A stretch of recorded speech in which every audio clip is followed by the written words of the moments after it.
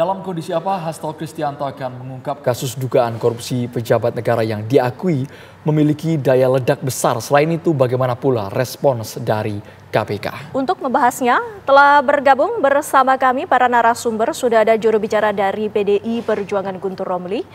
Sudah ada pula Sekjen Projo Handoko dan juga mantan penyidik KPK Ronald Paul Sinyal. Selamat sore Bapak-Bapak. Selamat sore Mbak Windy. Selamat sore Mbak Windy. Ya, pertama saya ingin tanyakan dulu kepada Mas Handoko. Kita ketahui bahwa dalam konferensi pers beberapa waktu lalu PDIP sempat menyeret nama Joko Widodo karena menganggap alasan Hasto Kristianto diberlakukan ataupun menjadi tersangka adalah karena Hasto sempat menentang kekuasaan dari Joko Widodo saat menjabat sebagai presiden.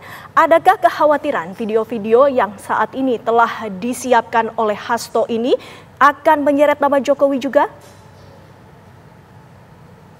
Oke, terima kasih Mbak. Jadi kalau soal kemudian ada statement dari PDI Perjuangan bahwa akan merilis video-video itu ya, saya pikir manuver yang wajar ya, karena itu mungkin jadi pembelaan terhadap kasus yang sekarang menimpa Mas Hasto Kristianto dan Harun Masiku. Tetapi dalam konteks saya ingin menyatakan bahwa dalam konteks apa yang dituduhkan terhadap Pak Jokowi tentang 3 periode ataupun perpanjangan masa jabatan misalnya, itu saya pikir kita sudah mempunyai bukti-bukti langkah-langkah yang kita ambil selama ini, bahwa kami pun ya Projo itu sudah berkali-kali menyatakan menolak 3 periode.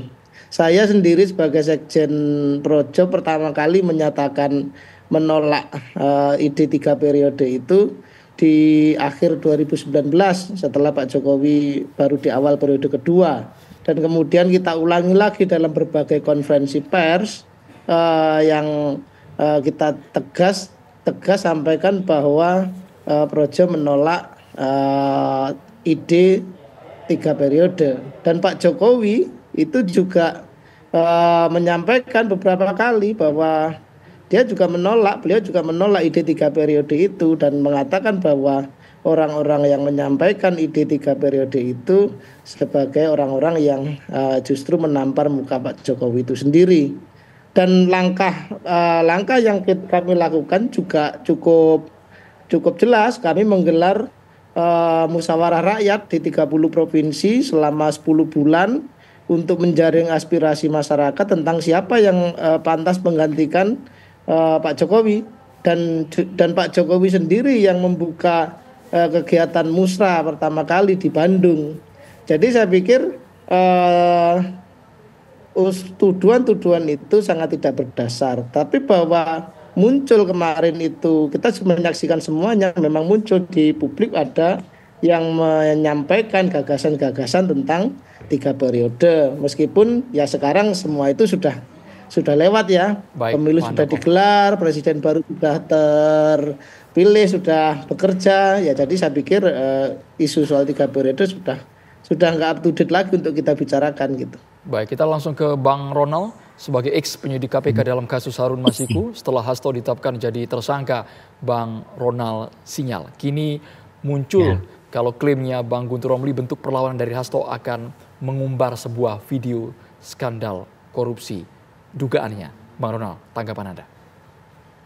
Oke, kalau saya dari sisi mantan penyidik KPK, emang pada saat dulu itu kita sudah menetapkan 4 tersangka ya terkait kasus KPU ini, suap KPU yang dibagi menjadi 2 sprindik 07 dan 08. Kita lihat ke belakang lagi bahwa untuk 07 adalah tersangka Harun Masiku dan juga Saiful Bahri. Kemudian untuk penerimanya adalah Wahyu Setiawan dengan Agus Yanitio pada satu, dan 3 di antara 4 tersangka tersebut sudah menjalani proses persidangan dan bahkan ingkrah. Bahkan udah ada juga salah satunya yang sudah keluar ya dari masa tahanan tersebut. Nah, dalam proses perkembangan penyidikan itu sendiri pada saat saya menangani memang ada beberapa juga dugaan tersangka yang akan tersangka lain yang ingin dimajukan pada saat saya menjabat, namun ada terkendala dengan masa kepemimpinan dari KPK pada saat itu. Dan mungkin karena sudah bergantinya pemimpin KPK saat ini yang dijalani atau diemban oleh ketua terpilih yaitu Pak Setio, yang kebetulan juga pada saat itu saya menjadi sebagai penyidik, Pak Setio juga sebagai direktur penyidikan, yang otomatis tahu sedikit banyak tahu kronologi terkait perkara tersebut.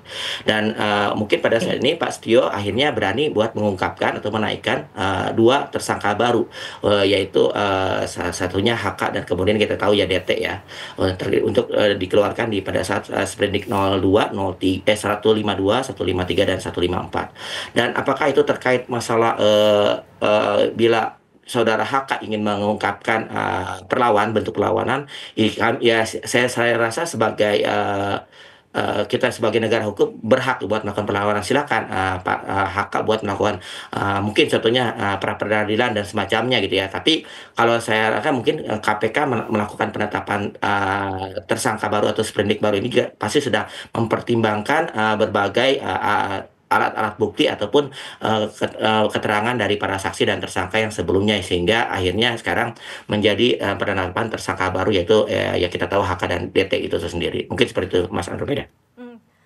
Mas Ronan, kami juga ingin mengetahui dengan adanya bukti-bukti yang nantinya kemungkinan akan diberikan kepada KPK, apa lantas yang akan dilakukan oleh KPK? Apakah ini juga sebagai momen untuk KPK agar menjelaskan bahwa tersangka Hasto itu ditetapkan sebagai tersangka bukan dalam motif politis? Oke, kalau misalnya terkait kita lihat kembali, saya mungkin kalau untuk politis, kalau saya rasa karena pada saat saya menjalani proses penyidikan pada saat tahun tertanggal 9 Januari 2020 ya, penetapan sprindik pertama itu sampai dengan 2021 sebenarnya udah beberapa alat bukti yang menerangkan saya tidak menetapkan salah satu tersangka ya. Maksudnya ada banyak hal informasi yang kita dapatkan, bahkan di samping itu juga ada beberapa informasi keberadaan Harun Masiku sendiri gitu. Namun karena panjangnya proses yang sampai saat ini mungkin Harun Masiku mungkin belum bisa ditemukan atau belum ditemukan oleh penyidik KPK yang saat ini aktif, sehingga mungkin berdasarkan daripada perkara ini berlarut-larut, mungkin cara KPK saat ini atau penyidik KPK dan juga ketua KPK ingin mencoba menaikkan proses tersangka baru yang berdasarkan yang sudah ditemukan oleh bukti-bukti sebelumnya. Bang Ronald, sehingga mungkin dari gimana? Dengan adanya bukti dari Hasto yang sekarang dimunculkan, kenapa KPK tidak langsung jemput bola, Mas? Tagih mana buktinya ke Hasto sehingga tidak jadi bumerang. Sebenarnya sih kalau saya rasa ini bukan sekarang ya, sebenarnya emang dari dulu pun kami pun penyidik KPK yang saat itu menjabat pun menjadi penyidik KPK pada saat itu, bukan penyidik, kan sekarang udah berubah ya, penyidik KPK yang menangani perkara tersebut.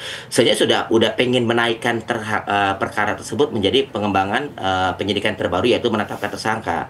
Jadi kalau kebetulan pada saat ini mungkin sudah pergantian rejim kepemimpinan KPK dan Pak Setio berani mengungkapkan. Kalau saya rasa itu kalau dari sisi hukum itu bukan suatu faktor politis ya, tapi adalah keberanian atau tindakan positif KPK buat menindaklanjuti perkara yang sudah lama istilah kasarnya terlalu berlarut-larut lah, tidak diselesaikan. Jadi seperti itu yang saya lihat sih, bukan ke faktor politiknya. Mungkin seperti itu Mas Andromeda ya. Lantas yang menjadi pertanyaan selanjutnya, apa isi dari video tersebut dan apa detil-detilnya, Mas Guntur? Kami akan membahasnya sesaat lagi, usai jeda, mohon dijawab.